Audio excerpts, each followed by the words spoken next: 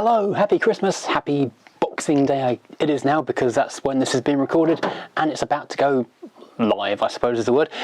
This video you're about to watch was the members and Patreons video, which went out a month ago to those guys who help support the channel by being channel members and channel Patreons, and now a month later you get to see the chat we had back then. Incidentally, next week we do the live chat. I'm going to do that instead of doing it on Friday, which is going to be New Year's Day. I'm going to do it on Thursday, which is New Year's Eve at about 8 o'clock. So it'll be the last video of the year on the last day of the year. I'm guessing not many people are going out this year, so captive audience. Hey, good planning, huh? Before we begin, I just want to say a big thank you to everyone who sent in videos to the Diamond Bright competition. We have 5 winners. I have heard back from a couple of them, so I know they got their packs before Christmas. It's probably a bit chilly to go and do any car cleaning today, but I do hope they're happy with those. They're going to get, hopefully, some very shiny cars inside and out with those packs. As always, I do have various plans for what's going to happen in the month, and sometimes they go to plan and often they don't. But this video, which you're about to see, was what I thought might happen last month, if that makes sense. If you'd like to help us support the channel, see the blog a month early, and send in questions as well, because they get to send stuff in and ask questions. I then try and endeavour to answer. Then yeah, hit the links in the description below for channel membership or Patreonage, which helps the channel an awful lot. Or if you would prefer to do something more self-serving, which I'm completely at home with, Furious Driving and many other pictured mugs, t-shirts, stickers are all available on the Redbubble store, and there's 20% off. I believe the code is Boxing Day, and it's 20% off everything today in the store. I've chipped this one, I might have to get another one. What was I about to say? Oh yes, other thing before I disappear into last month, hats. Hats are going to be available in this Furious Driving logo style, and also in the round Furious Driving logo style in a few days' time. I've ordered them just before Christmas. They're going to be on furiousdriving.co.uk. I've sorted out a PayPal button, stick it on the website. Going to be like legitimate, like actually being like a grown-up, which is a very rare thing for me. Right, now here's the rest of the video. This is last month. See if any of it actually panned out, or if it was all just wishful thinking. Take care everybody, happy Christmas, and I guess happy New Year now, and if you want to join in with the live chat next Thursday 31st, 8 o'clock. So welcome to the November Patreons and channel members blog Q&As, mail time. Let's go with blog because that's the easy way of saying it. Well, hello to you all, and I hope you're all keeping well, and well, wherever you are, you're happy and healthy and all that kind of stuff. Right, so before I get started into this thing, we're a Christmas jumper, because when this comes out for the rest of the world who aren't channel members and blog Patreons and whatever, this will be Christmas week. So hence, Christmas jumper and a mince pie. Yum yum. Very nice and festive indeed. Never eat on camera. You can't. You should do what they do on TV shows, when they take tiny nibbles and pretend. I'm too real, too authentic. Before we get going, I'm going to pre-announce a competition. Obviously, massively grateful to Diamond Bright, because they do a huge amount helping support the channel with their sponsorship. And this month, they're going to sponsor 5 of you. Next week, I'll be announcing a competition. It's going to be a creative photography, or video competition in fact. But it's going to involve using Diamond Bright products. So if you haven't got anything in the cupboard, you've got a week's warning, because I'm going to announce it on Tuesday. The 5 most creative videos will win a prize, and it's a decent prize, well worth having. So this is your warning that it's going to be happening next week. So I'm not going to just spring it on you that you need to use Diamond Bright shampoo or something and you haven't got any. Right, let's get on with the video. Oh, also mugs, Rover, Furious Driving, all the other mugs that we have. What are these? Shattered Dreams, Broken Rovers, T-Shelf, the 200 t-shirts, the Alpha 145, Scrappage Game Survivor. That's all print on demand. So if you're looking to get wife, boyfriend, girlfriend, partner, significant other, child to get you any of these things for Christmas, or you're looking to get someone else one for Christmas, just be aware it is print on demand, and because everyone's buying online this year, it might take longer than usual to ship. So shop early to avoid disappointment. I'm not trying to push these things particularly hard. I think they're quite cool, and it does help the channel when people buy them, and it looks really cool when you see a sticker on a car. In fact, yesterday I was in a petrol station and someone, hello Lloyd, actually saw the sticker on my car and came and said hello, so that was quite cool. So yeah, all good stuff. And finally, before we get on, I have actually got half a dozen of these beanie hats remaining. I did have 7, but I couldn't find my other one, so I've now got 6 remaining. Those are not on the Redbubble store, those are in my office. If you drop me an email, shop@furiousdriving.co.uk, or any of the other usual communications methods, first come, first serve, because there are only half a dozen. So yeah, I will I will send one out to you. I think I charged like £10 or £12. I've completely forgotten. It's so long since I did them. I just found one a minute ago. I'd forgotten I still had them. I'm not very good at merch. Right, this is a growing and emerging format which I'm still trying to figure out how it all works together. So I'm doing it out in the garage because I thought it's not an appropriate setting. It's also freezing cold, so I've got an electric radiator behind me. So the front of me is frozen, the back of me is actually slightly on fire. We're going to go through the usual format, talk about what we've done on the channel this month, what's coming up next month. Got Q&A, lots of questions this month actually. I was quite surprised and relieved, if I'm honest. A few of those came in, and also a bit of mailbag. We've not got a massive mailbag, but what we've got is well worth, well, it's made the whole thing well worthwhile. So, right, first of all, what have we done this month? We have done progress on this V8. Really, there's not much more to go on the V8, and people have asked on a few comments, how much more is there to do? Really, it's just the niggles. I've just got to get those manifolds on. I've got to get the power steering bracket and then the power steering pump, plumb the power steering. Once the exhaust manifolds are fitted, I can then do all the kind of radiator and heater hoses and fit the radiator, obviously. I think it needs a new water pump because I was giving it a little spin and I realised it was very, very stiff indeed. If it still had the Rover V8 from a P6 front timing cover, that would be about 25-30 quid, not a problem. But it's got an SD1 timing cover, and so it's a viscous fan front, and it's about 110 plus VAT and postage to get a new water pump for an SD1, so yeah, that's a problem. And also I realised that when I was putting it back together, the kit of timing cover screws, bolts that I bought for it weren't actually correct, so I need to go and find some more that are the right length. I'll have to go and take them all down individually to the fastenings shop I've discovered and see if they can get me the correct ones to make it all fit together, because that is quite important, not having your timing cover falling off the car with the water pump. Oh yeah, then I need to fit the alternator and the bracket the alternator goes on, and the various wires that go different places, which have all had the labels fall off and they're all the same colour, so I have no idea where they go. So basically it's not a lot, it's like an afternoon's work, but it's all niggly and it's all going to be just time consuming and irritating. So that's what's left to do on this car. W123 I haven't really looked at because it's been wet and cold and I've been really busy with Quentin. Quentin works, thank goodness. That was a major relief to have that car start finally. I do need to go and replace my emergency fuel tank hatch, which I've now created in the floor of the boot. But there's questions about that in there, so I'll talk about that more in a few minutes. But more things do need to be done with the Rover, and I'll address them whilst I'm talking through my list, because that'll keep it all relevant. Last month in Mailbag, lovely viewer Richie sent me through, some what do you call them, audio parts for the Volvo, but I haven't had time to get that done yet. I will try and do that this week actually, because I think I'm going to go with one of the Alpines with the square buttons, which are actually newer but look older in a weird kind of way, and I'm hoping that will look quite nice. Yes, so yeah, that was on last month. The other bit from last month's Mailbag was this bit of Rover convertible rubber, but because we haven't gone to the trimmer with that yet, Mini's been pretty much ignored. Tomcat's been pretty much ignored. The Alpha is virtually done. If you are watching this on the month later video, I expect the Alpha will have an MOT on it again, because actually got transported over without an MOT, so we're into the final stages. That has become a far bigger job with other things on it, as well as the rust happening while it's been over with Trevor. I wish I could show you, but Trevor has been working on this kind of around other things. It's not a priority job. Like if a customer came in and said, I need my car back in a week, can you change the radiator or the CV boot or whatever, he would do it straight away, or one of his guys would.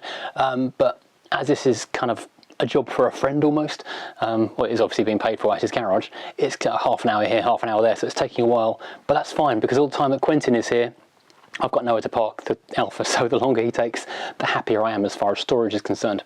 I will just flash up on screen right now a picture I took on my phone yesterday, because if you may have noticed recent garage elements of videos, there were the sill covers sitting in here being really annoying and in the way, and I couldn't move because they're so tall. Sill covers were enormous, but I had to go and do a job just really close to where his garage is, so I was able to drop them off so we can now refit them as the job comes to a close.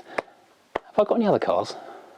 I was trying to count the other day. I think I got less than I thought I had. It's only about 7 plus the 2 moderns, so technically it's 9, I think. Plans for next month, keep on working with that.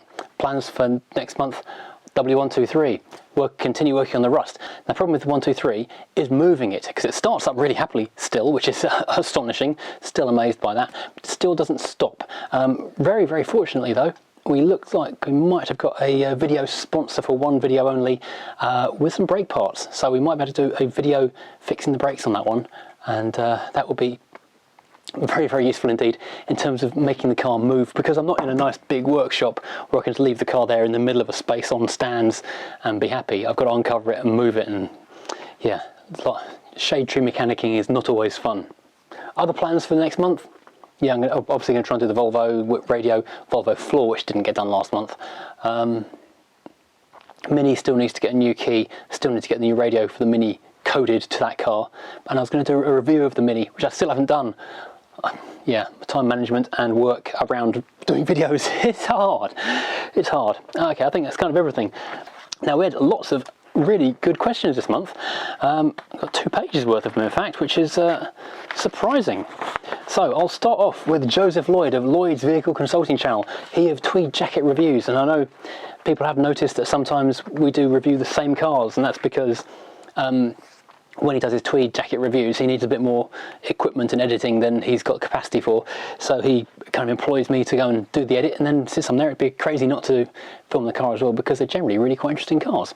Alpha 90, for example, which was astonishing. Didn't everyone love the Alpha 90? Because I really love the Alpha 90. And most people hadn't, a lot of people hadn't even heard of the Alpha 90 before. Now, Joseph asks, if you haven't seen his channel, it's called Lloyd's Vehicle Consulting. He's very, very in-depth with this stuff. He runs a company sourcing vehicles for people. If you need to find a car, he can find a car for you. So his question is, do you have any exciting plans now that lockdown is due to ease again?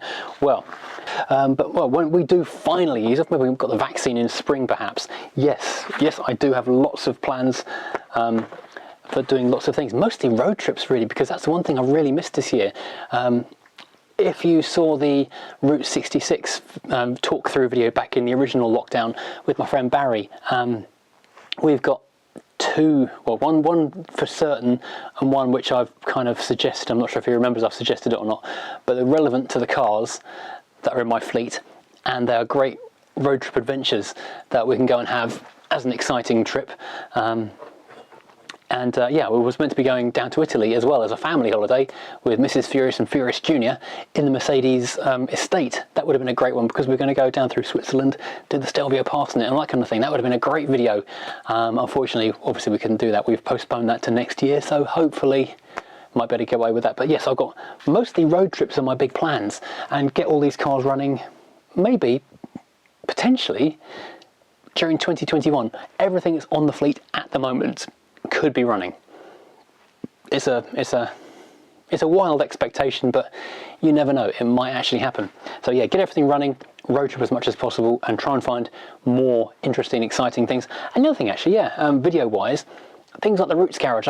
If I can find more historic, interesting places like that, then I would love to do more of that. Roots did amazingly. The Medway Queen ship sunk like a stone. Not the ship, well, it has sunk about twice in its life, but the video didn't get really any traction at all. So it's the kind of thing I'll do because I enjoy it, rather than the fact it's going to do really good numbers in terms of views. Now I was going to ask your opinion as my viewer base. Did you enjoy the Route 66 talk through with my road trip buddy Barry? Because we also did North Coast 500 not that long, a couple of years ago actually, just before the channel started unfortunately, so we didn't get to do a video on it. Do you want to hear us do like a talk through chat of that drive, because that was really cool, or do you want us to go and drive it again? So potentially in a week's time or so, when we can hopefully sort of meet up outside, perhaps we can go and sort of sit in a car park somewhere with the laptop and a slideshow and talk about the adventures we had on that particular one. If you think that would be interesting, let me know what you reckon. Do you want to hear how that went? It was quite a cool trip actually. Right, now next, Lawrence Homer. Lawrence says, loving the channel and content. Thank you much indeed, do appreciate that. Do I have any plans next year when conditions are allowed to take one of the cars on a road trip? If so, hopefully the Y-Reg Mini. Kind of sort of answered that with Joseph's question, that yes, I do have lots of plans for road trips. Yeah, because here in Kent, we are half an hour, 40 minutes or so, well certainly under an hour from Folkestone and the Channel Tunnel. I can't like the ferries to be honest though, so we're not even an hour from Dover. So we can be on a ferry and be in France If you set off at 6 in the morning, you can be in France before breakfast, and then the world is your lobster, or indeed the mollusk of your choice. So yes, definitely got lots of plans with that. I'd love to do something with the Mini, because yeah, well, every car is interesting and unique, and it's got its own individual character. The Mini is not necessarily the best road trip car because it's not the biggest, and I suppose in theory the Volvo is the best on that front, but then it's also by far the thirstiest. I think it's even thirstier than this is going to be, and that's with the 4.6 in it. So yeah, yes, lots of road trips. I hadn't planned on road tripping the Mini, but yeah, I think I probably could do. We do an Italian job? Was that too obvious? I can't do a family holiday in that one because we're not going to get our stuff in it. But I could just go on my own for a day trip to Italy or something. Or I can go and visit the factory in it. That'd be quite fun, wouldn't it? Right, what else have we got? Right now, Davey, Scottish Car Enthusiast TV. There's a regular commenter on videos and the live chats. With recent thefts of classic cars, do you ever worry about people watching the channel pitching up on your doorstep? I know Hub had an incident a while back where a fan turned up at his house and was asked to leave. Yes, I am constantly in fear of that, to be perfectly honest. Now, most people, especially those who do watch the channel and take an interest, are really, really nice as far as I can tell from the comments. And it'd be great to meet as many people as possible. However, it would be kind of nice to do that in the controlled environment of, a pub car park or a museum car park or some other kind of event space like that, where it's kind of neutral territory and not my house. Because although I'm filming stuff in the driveway, home is home. Home is kind of private, as I'm sure you appreciate. So that's why I do take quite a lot of care to try and avoid getting things like the house number in the videos. I never say the name of the actual town I live in. I say where I live near, but not where I actually live, and I never video particularly close to my actual village. I have had it happen one time where someone's actually turned up, where some lads who, I think they were builders or chippies or something, had been working on a house up the road, and one of them had the same kind of car as me, and he came down and one of them watched the channel and they kind of recognised it from that, and that was just complete coincidence that they were in the street and they saw me. They hadn't been coming out hunting for me, and it was kind of weird at first, but they were nice guys in the end. I was a bit worried at first. 4 guys turn up in your driveway and start looking at your car. It's a bit disconcerting. So yeah, I do constantly live in not fear exactly, but yeah, I'm very aware of that being a possible thing, and I try and, because this is where my family lives, so they're not part of the channel, they're separate. I don't want them being, not harassed is the right word, but bothered by strangers, effectively. That's why we've got the PO box rather than my home address being going out into the world. That's just, again, it's kind of common sense, isn't it? And it also leads quite neatly onto the next question from Austin Allegro Agatha. What's my take on recent thefts of older cars worthless to anyone by the owner? Which is, fair point, because some of them aren't worth a great deal of money. Maybe £1,000, £2,000. That's still a fair deal of cash, though. Joyriders, banger racing, what about security options you recommend? Well, I guess you're probably talking about poor Craig Chetham's really terrible thefts of his Rover 214 R8 and his Volvo 760 Estate, which is basically 2 of my cars almost in virtually the same format, which is devastatingly sad. He saw the Rover had gone on the Sunday. Monday he came home and the Volvo was parked just not in the driveway, just around the corner, and he realised that had gone as well. If I was going to lay money on, I would say the Volvo was probably banger racers, because I know there are a lot of nice banger racers. I do know actually quite a few banger racers, funnily enough, and they're nice people, and I know that they would never do that kind of thing. They're just ordinary, genuine people who happen to enjoy banger racing, but I know there is a certain element within that community who, I'm trying not to be sort of generalistic and antagonistic, but I know it does happen, so it's a very strong possibility, because the Volvo is exactly the kind of thing that is wanted. The Rover, I can't see it being joyriders. I know older cars are easy to take, so if you wanted to nick something, it's easier to get into, but it's so distinctive, it's so different. I suspect either the Rover went abroad or it's been broken for parts, because it's worth more. Rover 214 1989, it's worth what, £2,000-3,000, maybe 4,000, I guess. I mean, top of my head kind of figures, but in really nice condition as his was. The seats, the wheels, the trim, the wings, all that kind of stuff, that adds up. That's easy money in pieces. So I'm hoping it does turn up, because there's so much publicity on those 2 in particular, because everyone has just retweeted, re-Facebooked everything. It's all over the internet, so I'm hoping they do turn up. And in terms of trying to protect your own cars, there's a few common sense things you can do. Try and park it somewhere where it's visible, or behind closed doors, so it's either on like behind gates that people can't get through easily without drawing attention to themselves, or it's on a public street where either you can see or neighbours can see, so it's not hidden in some dark alleyway. You might think it's safer being hidden, but if you can't see it easily to check it's still there and no one's fiddling with it, it could go. Then obviously you've got mechanical deterrents, things like stop locks, crook locks, those kind of things that will mean the casual thief is going to be slowed down. You're not going to stop them completely, because there's always a way of foiling that kind of mechanical thing. You can do similar things like take off HT leads, rotor arms, remove any other sort of essential but tiny part of the car's running systems that will stop it from starting, and keep that in your pocket, or even just hide it in the car somewhere so it's not easy to do. Because if someone's nicking a car, they want to be in, running, gone in the shortest time possible. Anything you do to slow them down, to stop the opportunist, is a good thing. And if the car is particularly desirable or valuable, then some kind of electronic tracking system, so you can actually see. Now there are various ways of doing this, but generally they will send an alert to your phone. If the car moves, the phone will beep, and then it'll give you a GPS location of where the car is. So if it is taken, you'll know straight away that someone's interfering with it. Likewise, you get an alarm. If the alarm goes off, it'll alert your phone. So if you're not at home, or if the car's in the garage around the corner kind of thing, you can see straight away if the car's being fiddled with. And if it is removed, then you can track it on GPS, so you've got a better chance of getting it back. So yeah, there are things you can do, that kind of thing. So yeah, common sense, keep it seen, keep it visible, protect it in a locked environment, locked garage if you can, mechanical prevention, crook lock, stop lock. And if the car's desirable or valuable, yeah, go electronic, fit an alarm, fit an immobiliser, fit a tracker. And if you're posting on Instagram, that kind of thing, try not to sort of reveal where the car is if you're taking pictures of it at home. Now I've actually managed to not include the name of whoever's asked this question, so I'll have to flash this up in a thing on the screen, because I was copying and pasting onto it. Would I consider adding, this is a great question actually, because I'm well known for my dislike of SUVs. Would I consider adding a car with four-wheel drive to the fleet? Not on a SUV, obviously. That's still on yesterday's. God, it's feeling really, really chilly now.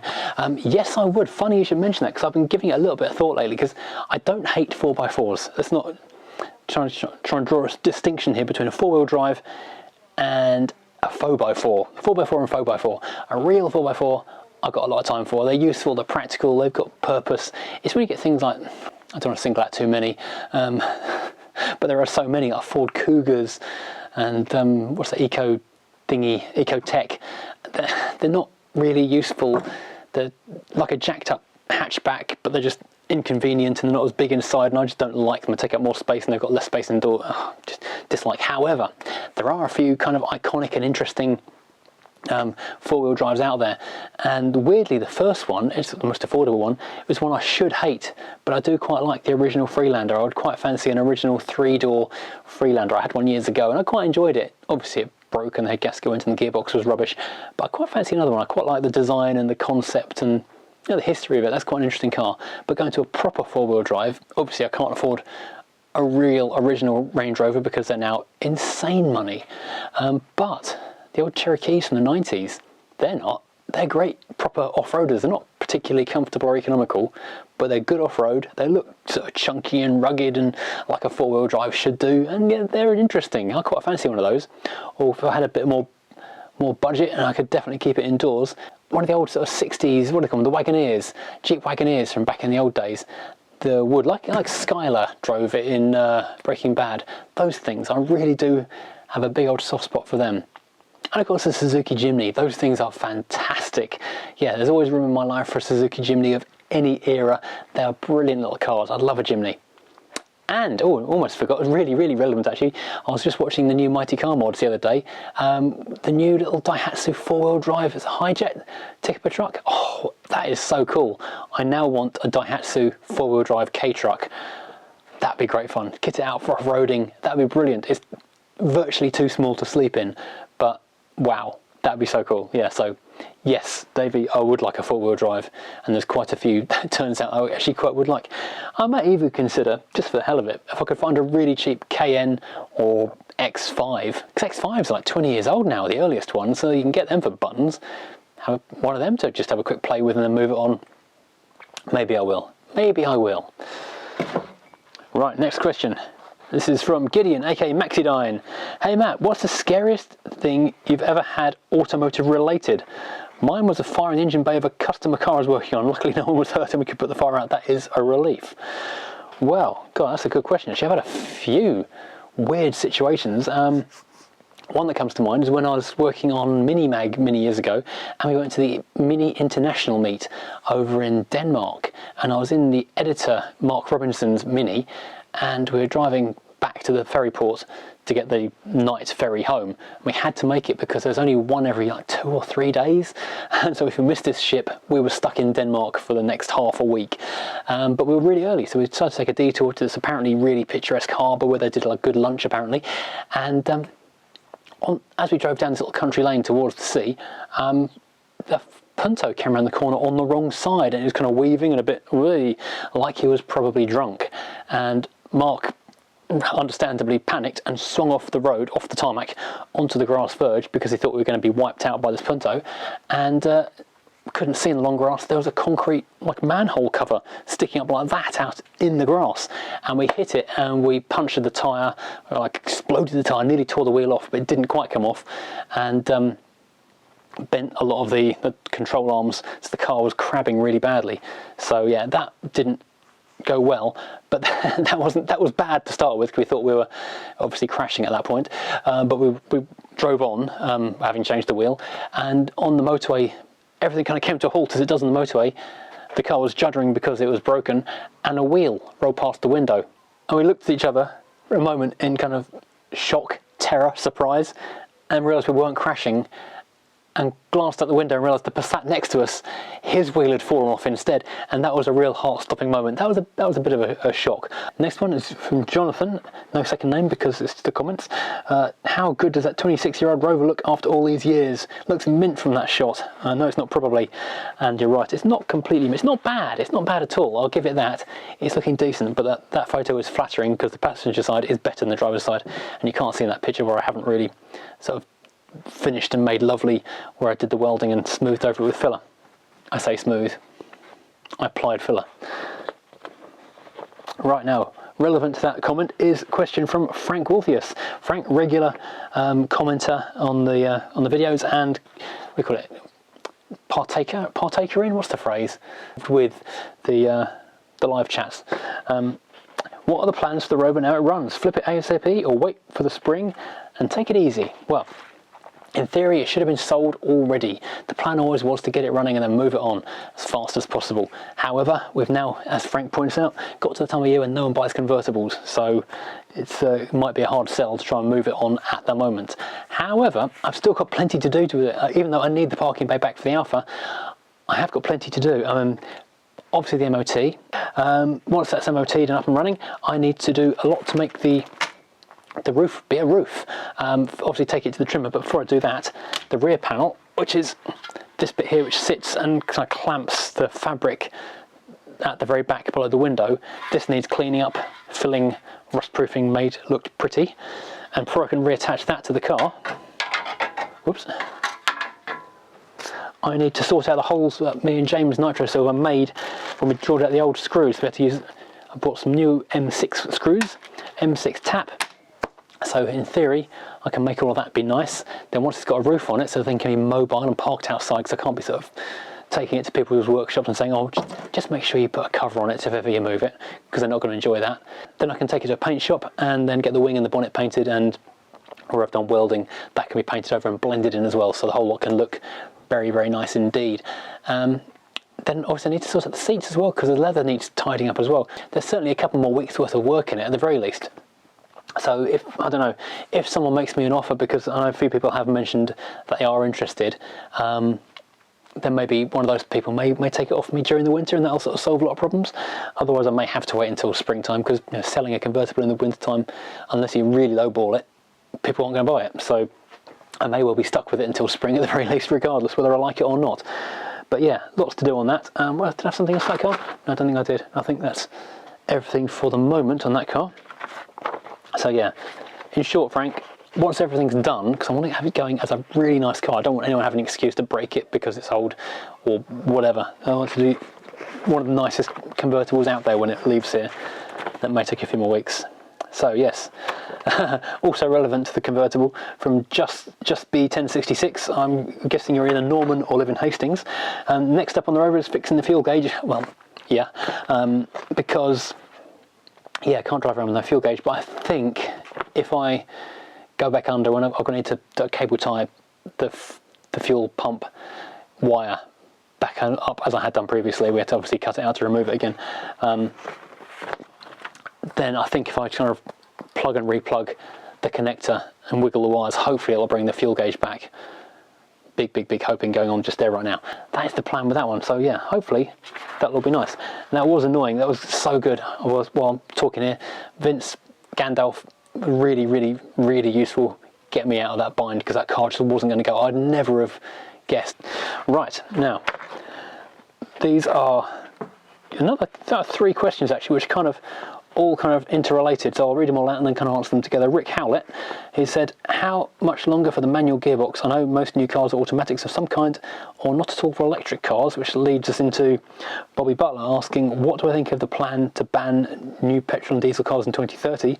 And Jonathan Bramble said, do I think classic cars will be able to use petrol or diesel after 2030? My thinking is, as we go forward, everyone's daily car eventually being electric, it won't matter to the low percentage of classic cars using fuels. And those are all kind of interconnected. First of all, well, I guess 2030 is kind of the end for the manual gearbox, really, isn't it? Because if you can't sell an internal combustion car after 2030, you won't be selling anything with a manual gearbox, because this is my one disappointment, if you like, with electric cars. I enjoy driving electric cars. That electric taxi was fantastic. I've been in Teslas and I've been in Leafs, and where else have I been in? I've got loads of electric cars basically, and they are really fun. The economy of driving an electric vehicle can't be denied. If you're doing long distances, they're not so great because the charge times and the capacity of all but the biggest, most expensive ones isn't really the same as just a cheap diesel. But yeah, they are in one way or another the future. I do think, say 2050, 20 years or so after that 2030 cutoff date, hydrogen will become the mainstay of like heavy haulage, because battery electric, it just isn't efficient for big heavy duty applications like coaches and trucks, 38 tonners.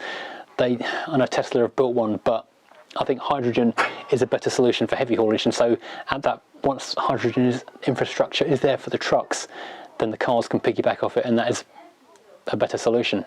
So yeah, that was a bit of a tangent, but yeah, basically the thing I'm missing and regretting most about the death of the petrol and diesel car and the birth of the electric car is the loss of the manual gearbox. I'm really going to be very sad to see that. And already, as who said that? Rick said, yeah, a lot of cars don't even come with a manual option anymore, which is desperately sad, because to my mind, driving an automatic in a good car, it just feels like a sense of failure, like you couldn't do it properly, so you got the easy option. And Velcro shoes, it's just a bit of a letdown. So I'm very sad to see manuals going. And obviously, yeah, apart from sort of things like Rich rebuilding his R56 Mini, which is getting a manual gearbox, but it's only for starting in a different gear. So you've got highway cruising or low speed manoeuvring. It's not actually for changing and enjoying. But yeah, so I would obviously, I'm going to say the last petrol cars built in this country, 2030. And hybrids 2035. I doubt the hybrids are going to be manuals. So yeah, we've got like 10 years of the manual gearbox left, which is desperately sad. Which leads into, what do I think of the ban of new petrol and diesel cars? Well, I think it was inevitable, but I think it was a bit of a shock to everyone that it's so soon, because it's kind of the infrastructure isn't there. Johnny Smith on the Late Break Show, he's interviewed someone who is like a National Grid high up person, boffin probably, who is basically saying, yes, the grid has the capacity to supply the cars. However, the charge points need to be installed. We've got 10 years to replace millions of petrol pumps with millions and millions of charge points. I mean, I had the taxi for a week last week, and there's only one charge point near me, and it's not a rapid one. If you're going to have an electric car, you kind of need a charge point at home, which for someone like me where I am, that's not such a problem, provided your local grid has got the capacity for a fast charger. Because I've got a driveway and I could put a charger here on the side of the garage or in the garage, and I could charge a car here. If I lived in a flat, in like a block of flats, then that's not such a doable thing. So yeah, it's a good idea, because obviously climate change, yada yada, pollution, etc. We do kind of need to push things on with the electric car revolution, but given time it would happen on its own anyway, because people are looking at the cost of running an electric car versus running an internal combustion car. If you're purely looking at the economics of it, if it does the range you do on a regular basis, there's no reason not to, because just the cost savings on servicing and fuel alone are just incredible. But that doesn't allow for people who aren't buying new. If you're buying second hand, then you need to be 10 years further down the line, because you want the cars that are 10 years old at that point. So you really want to be buying, if it's going to be your everyday car and you're relying on it, the next generation from now of second-hand electric car. So I can see that the used internal combustion car market will be strong for a long time. They're not stopping the use of or the production of internal combustion fuels, so cars aren't dying straight away, which kind of leads on to Jonathan's question, which was, do I think classic cars will still be able to use petrol diesel after 2030? Which yes, because there are literally millions of people on low incomes who can't afford a new car, can't afford finance on a car even, because if you've not good enough credit for a car to buy even like a £5,000 or £4,000 or £3,000 car, you've got to buy cash, and those cars on cash, like sub £1,000, are not going to be EVs. Those are still going to be petrol and diesel. So unless you're going to be sort of saying to a massive proportion of society, you can't have a car, you can't stop the use of petrol for a long time. Again, probably a good 20 years, 2050 at the earliest. So yeah, that will mean less people are going to be doing petrol journeys, and so there will be more petrol around. However, will that mean there's be less distribution because it's not worth it for petrol stations to exist in so many locations? And will it mean the price goes up because they're not refining quite so much of the stuff? So yeah, it could go... Could make it expensive and awkward. It can make our hobby difficult, so we may find more and more people converting to hydrogen or electric with classic cars in the future. I mean, I would rather be converting, say, this thing to electric than not having it at all. And I think a lot of people are in the same mind as that. If the choice is you can't drive it, or you can drive it as a hydrogen, convert it to a hydrogen. And that is a shame with certain engines, like the Alphas, the V8s, you do lose a lot of the character, but then the performance is just incredible. And this is a good question, I like this one. You've got £750 to spend on a vehicle of your choice. It must be fun to drive, look interesting, but something that wasn't well received at launch. What would you have? I think it's actually quite an easy question. A Fiat Multipla, original Fiat Multipla. I keep seeing them turn up on Facebook Marketplace and Gumtree and things recently for certainly under 750 quid. I think they're great. They are so quirky and interesting. They're so practical and useful. I would absolutely, if I had £750 to go and spend on something as a daily driver that was just a bit weird and different, that was actually a far easier question to answer than I thought it was going to be when I first saw it. But yeah, a Multipla. I love a Fiat. I love a weird car. That's perfect. It's practical enough to fit my gear in. It's weird enough, and it's cheap enough. Now, this one is actually a little harder. What's your dream daily driver? Money, no object. Wow, that is actually quite a difficult question, because how do you define daily driver? Because if I had money, no object, I wouldn't be doing the same job I'm doing now, and I wouldn't be needing an estate car, not for a daily. I'm very tempted. I'd be hard pushed to go better than the Alfa Giulia Quadrifoglio that I drove not so long ago, because that ticked so many boxes. I mean, it's an Alfa Romeo for one. It's beautiful. The engine noise is fantastic. It's comfortable. It's fast. It looks amazing. It does everything really nicely. Station wagon, manual. Money no object. I would have it converted to a manual. If I was really, really money no object, I would go and have it converted to an estate as well. Get a coach builder to do that. If I saw an amazing one. If you saw the Italian Day last summer at Brooklyn's video, there was a beautiful Maserati, Ghibli, I can't remember now, which had been station wagon converted. I forget who by, but either that Maserati or the Alfa Quadrifoglio, that would be a fantastic daily driver. Perfect. Four seats, 4 doors, practical, got a decent boot, everything you want, and it's just beautiful. So yeah, that I think would be my everyday car. Now, 2 big important questions. Have I ever been on Popmaster? And if not, would I consider it? Asked Alan Simpson. No, I've never been on Popmaster, even though I play it nearly every day. But then every now and then, like today, I get an absolute stinker of a day where I get like single-digit scores. And I just know that that would be the day when I went on. I would just freeze up or mind blank on stupid questions like who sung I Should Be So Lucky, and yeah, just embarrass myself. But I do play every day. Maybe one day I will. Maybe one day I'll feel brave enough and I will go on the radio and do it. I've been on Radio 1 once, answering a competition question. In fact, if you're a Hobnut viewer, you might have seen him mentioning the time we went over to Holland together, him and I, for a classic Jaguar photo shoot. And yeah, we shot an amazing prototype car over there. The day before that, in fact, when I was on the way to the ferry, I called into a Radio 1 competition. There's no prize because there aren't any prizes anymore, but I did win. And the answer was Sigrid. Jason Cornell, final question of the blog is, did I use the tea shelf? I used the tea bench today. Tea bench, tea in the Rover mug, coffee in the Furious Driving mug. There was a top up halfway through, but you didn't see that. And I finished the mince pie. Always use the tea shelf, always buy the tea shelf mug. In fact, I haven't got a tea shelf mug myself yet because, as I said earlier at the beginning, these are print on demand. I've not got like a box of them I can go and help myself to. I have to actually go and order one myself, and I must get around to doing that sometime. So those are the questions. Wow, that took quite a long time, and there's only 2 pages. No wonder these things go on such a long time. Now, on to the mailbag, the final run of this thing, the mailbag. Now, this was a really quite interesting bag. It wasn't a massive bag, but it was a goodie. First of all, this arrived just after the last one, to the address Furious Driving, PO Box 477, AYLESFORD, Mike Echo 69 Lima Echo, and this is from, as the sticker gives away, Fix Drive Ride Fly YouTube channel. I didn't know I had stickers made up. That's quite cool. I have to stick that. You can't see it because I'm sticking it on the side of the thing. That would look quite cool on the front of the tool chest. I'll have to find a spot for that amongst the others somewhere. That looks quite good actually. Thanks for the sticker. That will look good in here. I'll have to find somewhere it can be seen on camera for you. He has. Oh, this is rather nice. This is a Mercedes, a Stacklight 200. Hang on, let's try and read the bottom of it. Corgi Junior.